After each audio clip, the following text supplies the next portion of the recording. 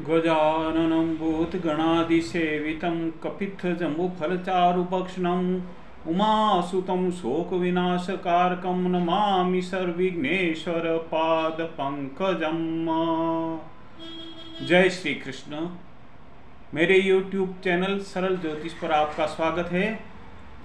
प्रिय साथियों, हम प्रायः देखते हैं कि टीवी में या और कहीं भी कोई मुहूर्त के बारे में बात करते हैं तो वो प्रत्येक नगर का राहु काल बताते हैं और कहते हैं कि राहु काल इस नगर का ये है या इस नगर का ये है और राहु काल को क्या नहीं करना चाहिए। इस विषय में आज हम राहु काल के बारे में चर्चा करेंगे कि आखिर यह राहु काल है क्या। साथियों, प्रत्येक दिन के एक भाग को एक ग्रह को दिया जाता है और दिन के 8 भाग करके 7 भाग 7 वारों के ग्रह को और 8वां भाग राहु को दिया जाता है। इसी को राहु काल कहते हैं। कभी भी सूर्योदय के समय राहु काल नहीं होता है, क्योंकि सूर्योदय काल राहु को नहीं दिया जाता है। प्रत्येक दिन सूर्योदय काल उसी वार को दिया जाता है। जैसे रविवार को पहला भाग सूर्य को, दूसरा भाग सोम को, तीसरा मंगल को, चौथा बुध को, पांचवा गुरु को, छठा शुक्र को, 7वां शनि को और 8वां भाग राहु को दिया जाता है। तो प्रत्येक जगह का राहु काल हम कैसे ज्ञात करें, यह हम आज जानेंगे।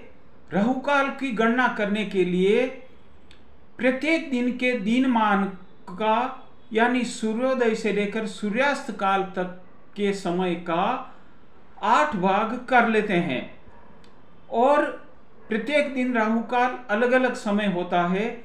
राहु काल को ज्ञात करने का तरीका यह है कि रविवार को 8वां भाग, सोमवार को दूसरा भाग, मंगलवार को 7वां भाग, बुधवार को 5वां, गुरुवार को 6ठा, शुक्रवार को 4था और शनिवार को 3रा भाग राहु काल होता है।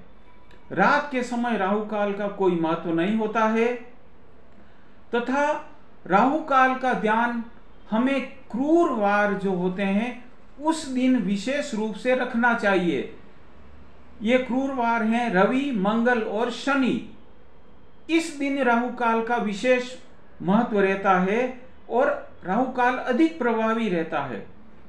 राहु काल के समय यात्रा प्रारंभ करने से शुभ फल प्राप्त नहीं होते हैं, इसलिए राहु काल के समय कोई नया कार्य और शुभ कार्य प्रारंभ नहीं करना चाहिए।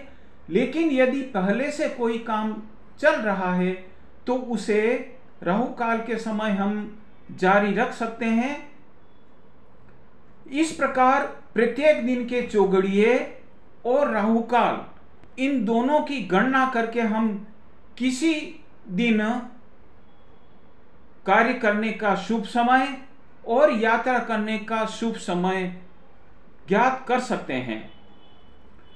तो साथियों, इस प्रकार हमने जान लिया है कि राहु काल कैसे ज्ञात करें। प्रायः मंगलवार और गुरुवार को छोड़ करके दूसरे वारों में जिस समय राहु काल होता है उस समय चौगड़िया भी ठीक नहीं होता है, यानी अच्छा नहीं होता है। इसलिए अन्य वारों में यदि हम चौगड़िए को टाल देते हैं तो राहु काल स्वतः ही टल जाता है। केवल मंगल और गुरु के दिन राहु काल का समय अलग होता है। जैसे राहु काल मंगल के दिन 7वां भाग होता है और मंगल के दिन 7वां चौघड़िया शुभ का होता है। इसी प्रकार गुरुवार को 6ठा भाग राहु काल होता है और 6ठा चौघड़िया अमृत का होता है।